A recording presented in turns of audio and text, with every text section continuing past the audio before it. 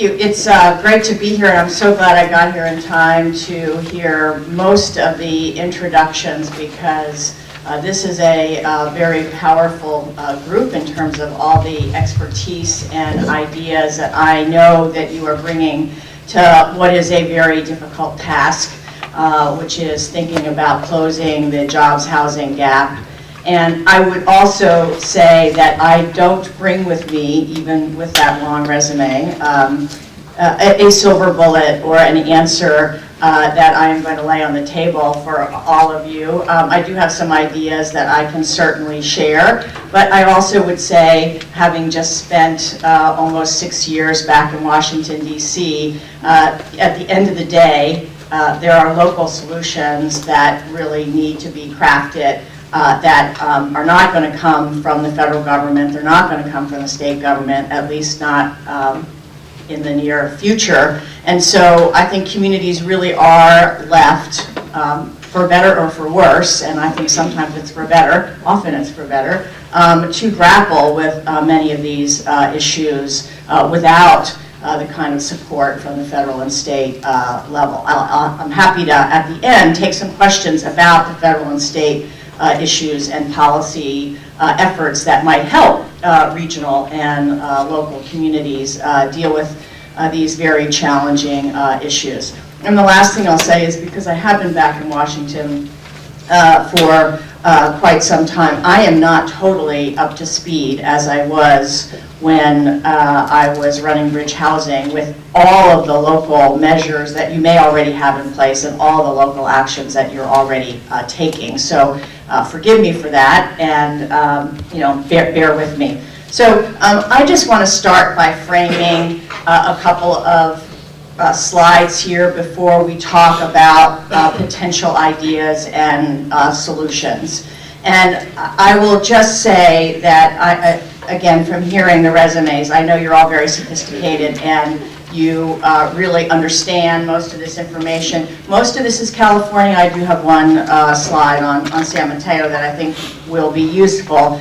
But the problem at its most fundamental level here, I think this slide captures, which is incomes actually went down overall in California given the recession.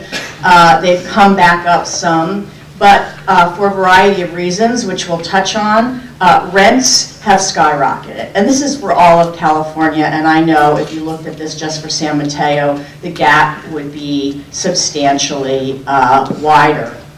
And there are lots of reasons for this, but one that I want to just touch on is really the population growth, which is dominated by the fact that the good news is, we've got a great economy in the Bay Area, and nobody actually wants to kill that great economy. And that great economy is driven not exclusively by technology companies, but certainly large portions of technology growth in the Bay Area since the recession, and that's a really positive thing in lots of ways.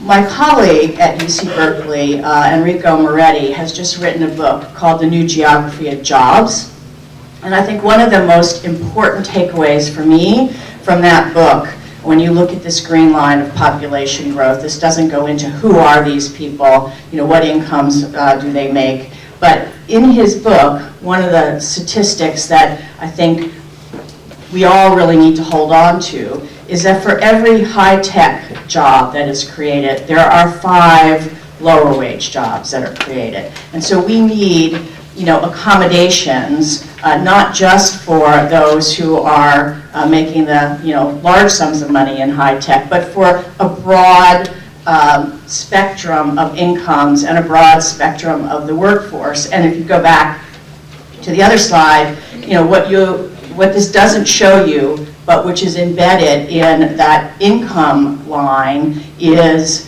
the challenge in affordability has actually crept way up the income scale. So if you looked at numbers of who is cost burdened in terms of housing costs, in 1990 in California, something like, I'm going to don't quote me on this statistic, although I see we're being recorded here. But something like in California, 70% of people who are extremely low income would have been cost burdened, meaning they're paying more than 30% of their income for rent.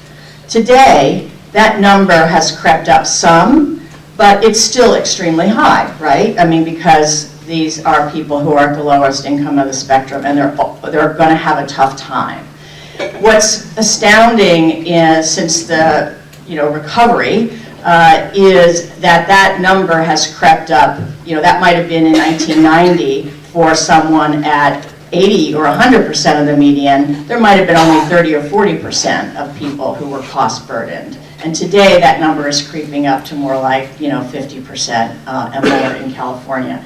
So you've got a broader spectrum of people who are having a housing challenge. And one of the reasons, if you look at that chart, is that the jobs and the population growth is totally outstripping new supply of housing. So I did take a little bit of time to do the same slide that you just saw, same data sources for California, and do it for San Mateo. And the picture is generally the same. One of the things I would say is that clearly from this chart compared to the last one, actually San Mateo has permitted more residential units compared to the population growth than some other parts of California, clearly, when you look at the balance of the chart. But there's still a wide gap. The other interesting thing for me when I looked at these slides between this one and this one is the population line in San Mateo is going up, very, very sharply, as opposed to this California one, where it's going up, but it's kind of starting to plateau, and it's not as steep a curve as you see here. So this is saying that your population growth, your job growth, is on a even steeper trajectory than the rest of California, which I'm sure for all of you is no surprise. I heard the recruitment, retention kinds of comments. Couple last slides I just want to show, because these may be, the former slides, I think I'm probably not telling anybody in this room anything at a high level that you didn't really already understand, right? Supply is not keeping up with population growth. Income affordability is challenged and more challenged over time. This one, I think, and I don't have this for San Mateo, I actually did it for Monterey County, and I can probably pull this information for San Mateo for you in the future, but I think, at least in San Mateo, it turned out pretty much the same. This is a slide, and it certainly is for California, this is a slide that shows since the recession, so between 2006 and 2014, the growth in occupied units, okay, so this has nothing to do about adding new units, but just, the existing supply of housing, actually, single-family owner occupancy went down over this period of time. Again, not a surprise.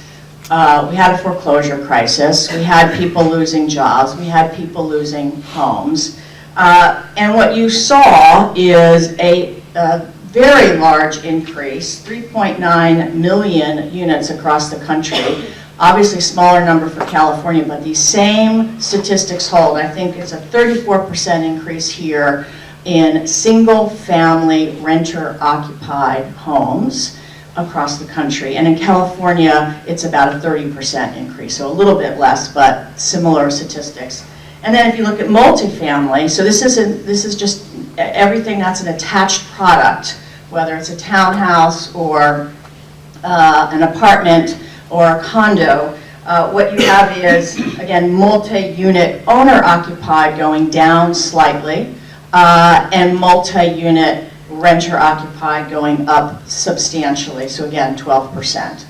And this is, I'm not going to go through these in too much detail, but that was for all the nation for 2006 through 2014. This is just a snapshot of California just for 2013 to 2014, which is the latest information available. And it shows a slightly different picture, which means things are starting to change a bit. So single-family owner-occupied went up 0.6%. Single-family renter-occupied, though, went up another 1.25. So it is still outpacing, to a significant degree, renter occupants versus owner occupants.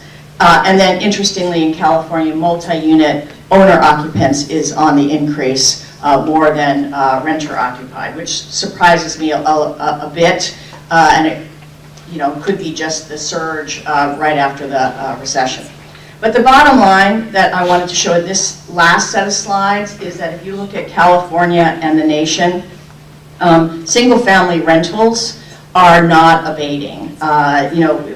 Just now in California, 24.3% of single-family detached homes are being rented.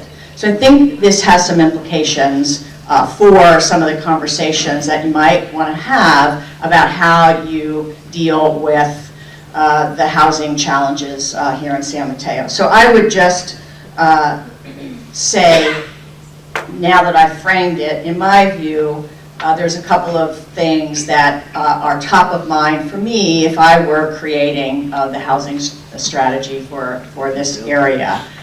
First and foremost is we do need strategies where you're adding to the supply of housing.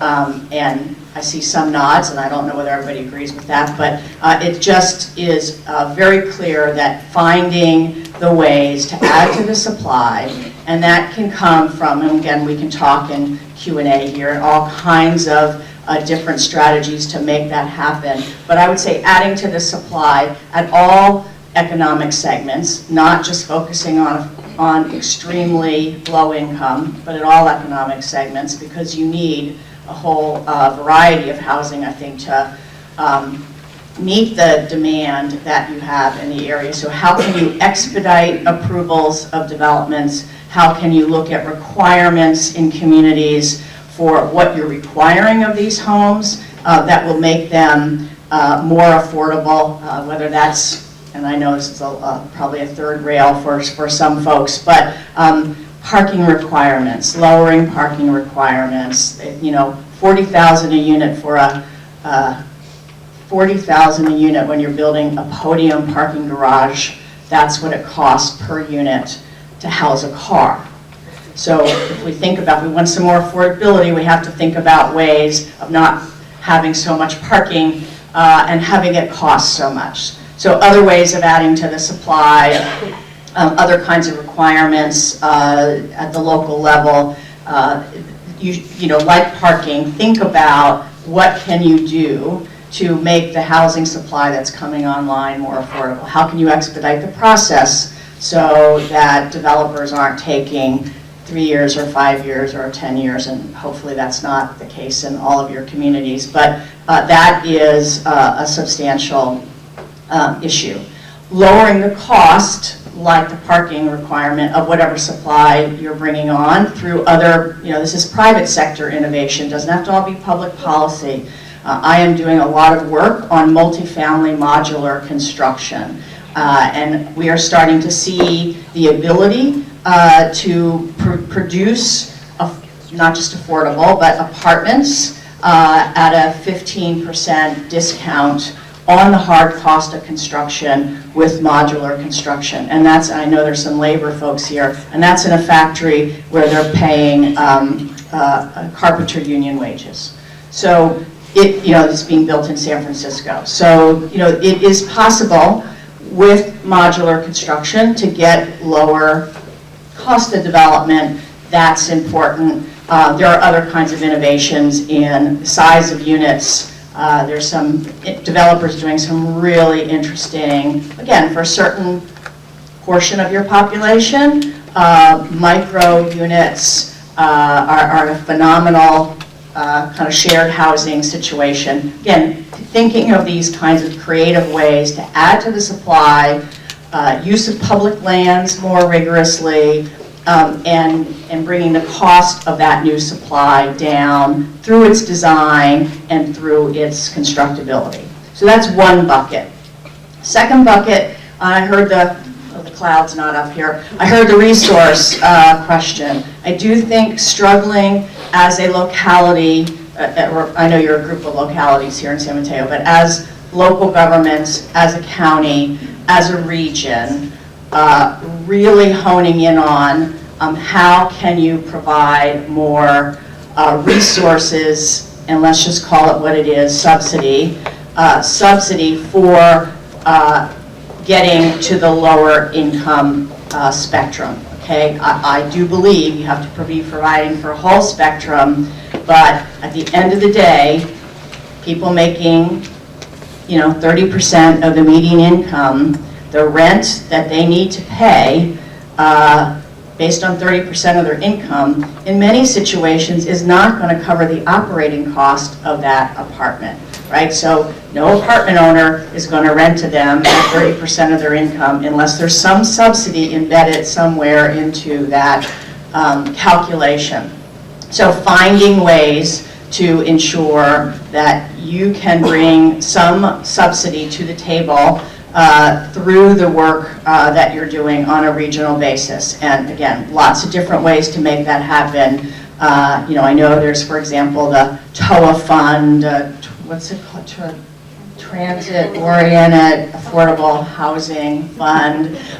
There's, local trust funds, which, I think you have, but finding ways to increase those resources. There are ideas and there are legislative proposals at the state level to, add to some of those funds, but, I don't think one can wait for the state of California to act here. I mean, the good news is there is, I think it's close to $400 million that will be available under the new cap and trade legislation in Sacramento. So that is, providing some new additional funding for projects for a wide range of incomes that meet both affordability requirements and also are reducing greenhouse gas effects in the state by where they're located, close to transit, etc. So adding to the supply, lowering the cost, finding ways to incrementally add financial resources to make affordability happen. And then the last bucket of things that I would mention goes to this slide here and the last set of slides I talked about. I think there needs to be, and I don't think just in San Mateo, but across California, one of the big ahas for me when I really looked at these data points on single-family rental and on just use of single-family homes. If you go back to one of the other slides, something like 70% of the housing stock in this country is single-family homes. That's a fact.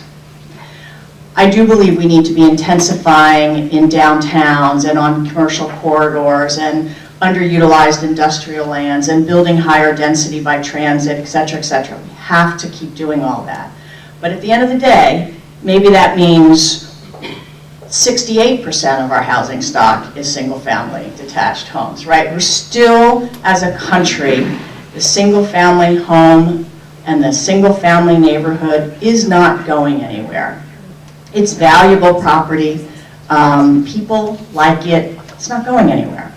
So my view is we have got to find ways to intensify the use of single-family homes. We have to find ways to intensify the lots of single-family homes. So again, you may all be all in on this and be already working hard on accessory dwelling unit ordinances that really encourage additional structures in the back of single-family homes. I know that the kind of upscale community that I live in Piedmont, California, much to my shock when I came back from Washington, actually has a very progressive accessory dwelling unit ordinance, and my neighbors are renting to, a low-income couple with their accessory dwelling unit structure.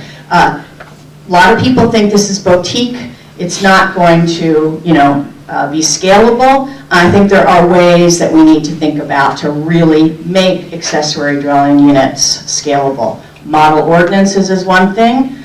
Model plans that are approved off the shelf is another. So if it looks like this and it comes from this factory, and a lot of them are coming from factories and they're very well designed, like, it's approved, like, no questions. So those kinds of expediting that accessory dwelling unit structure for intensifying single-family lots, I think, is important. There are other ways. There are, actual reconfiguration of homes so that you have a better shared housing situation. And again, I won't go into a lot of detail on this, but there's a really innovative woman up in Marin County who has started a nonprofit, I can't recall the name of it, where she had a single-family home. She was getting divorced. She's an architect. The only way she was going to be able to keep the home was to rent out a portion of the home. So she actually redesigned her master bedroom into a one-bedroom apartment and rented the one-bedroom apartment and lived in the rest of the house. And then as her children grew and she didn't need that much space, she now lives in the one-bedroom apartment and rents out the house. And these are the kinds of solutions and the kinds of things that I think communities need to help single-family homeowners be able to do. I'm going to do some work on things like how do we have other incentives, like how do you get those of you in this room who own a single-family home and have a decent-sized lot, what would incentivize you to actually add to the back of that house or add an accessory dwelling unit? Do you get a property tax exemption? Do you get help with financing that home? Do you need a developer to help you figure out how to get it permitted and get it in there? Like, what are the incentives that we can give? So I actually think there's a lot more scale in this single-family neighborhood development. There's more juice in the can here than I think people might intuitively think about. And I'd say for San Mateo County, and I don't know the exact statistics on your housing stock, I think this is an area that really could be explored more intensely than maybe perhaps it has been. So with that, I will stop. I could talk all day about lots of other ideas I have, but I think really what's most important to me is that you're having this conversation and you're thinking hard about it, and hopefully there's some really good actions that come out of the work you're doing.